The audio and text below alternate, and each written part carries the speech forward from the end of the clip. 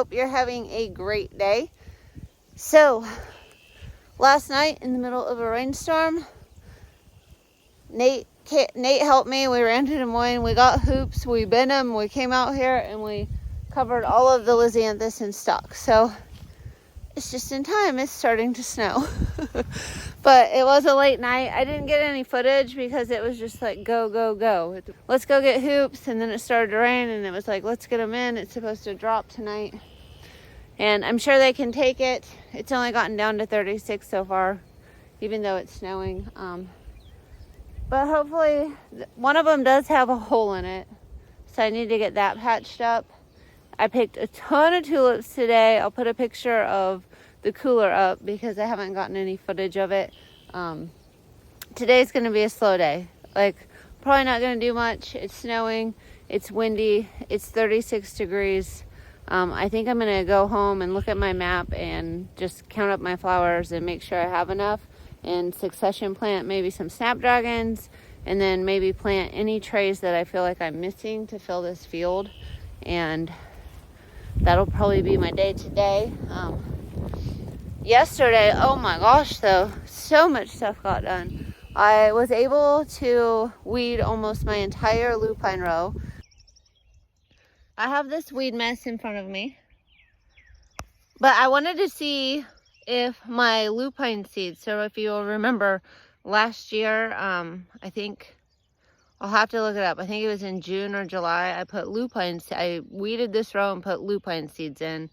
And then I was supposed to start some in January, but there was so much snow, I tried to start them in trays, but not that many came up. And the reason I did that is because the ones I started in June are supposed to come up this year in the spring. And the ones I started in January supposedly will come up in the fall. But I actually have holes with lupine, so I'm trying to weed around and get them to their finest. Let me show you. So that is what an emerging lupine looks like. It has its cotyledon leaves, and then its first true leaf looks like that.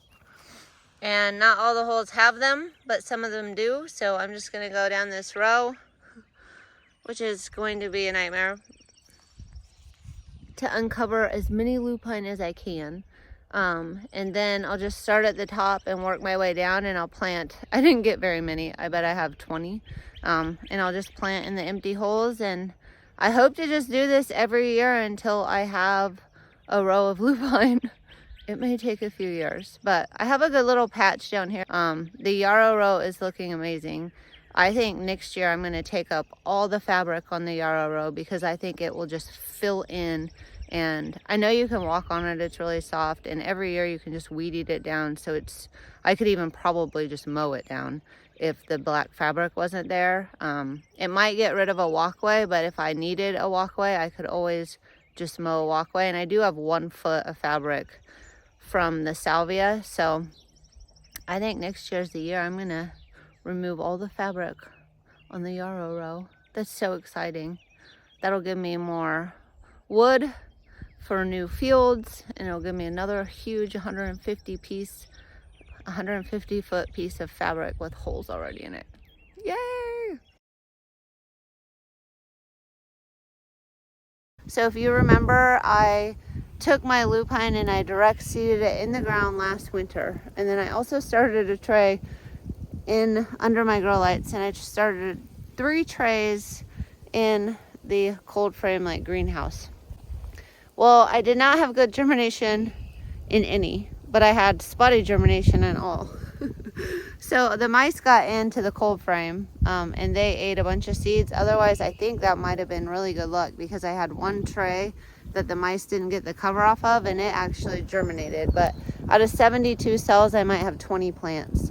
In the field, I filled all those holes, and I would say I have probably 30% there too. So it was about the same thing, the winter sowing versus doing it in the greenhouse. The thing about the winter sowing is the weeds were already up, and so it took a lot of time to go around each lupine plant and get the weeds out without killing it or pulling it or disrupting its root system. So if I can figure out how to start it in trays, I really do think that's going to be my best option.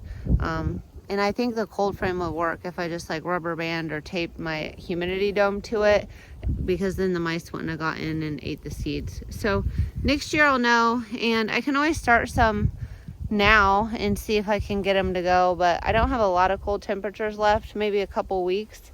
So we'll see if I start some more lupine. I definitely don't have enough to fill the row like I wanted to. It's real spotty. The delphinium is a huge patch, and then a bunch of the varieties, nothing came up. So I think that's kind of like in my tray. I'll have to look again. I had a whole patch of delphinium that came up and a bunch that didn't germinate. So I don't know if something's going on with different seeds or different types that I need to learn more about or what. But got all my snapdragons covered. Those last two hoops don't have any snapdragons under them, so it's not perfect. There is a little bit of airflow that's getting in, it looks like, at the bottoms and maybe the tops. But for the most part, I think it'll keep them warmer than if they weren't in there at all. But that was pretty much my day. And then this field over here, I had two little helpers come out, and oh my gosh, they went to work. They busted their butts for a few hours, and they weeded that whole field and all the holes for me. So I feel like I'm getting ahead. There's people helping me out this year. It's really exciting, and I can't wait to see what the season brings. I hope everybody's having a great day, and I hope to see you in the next one.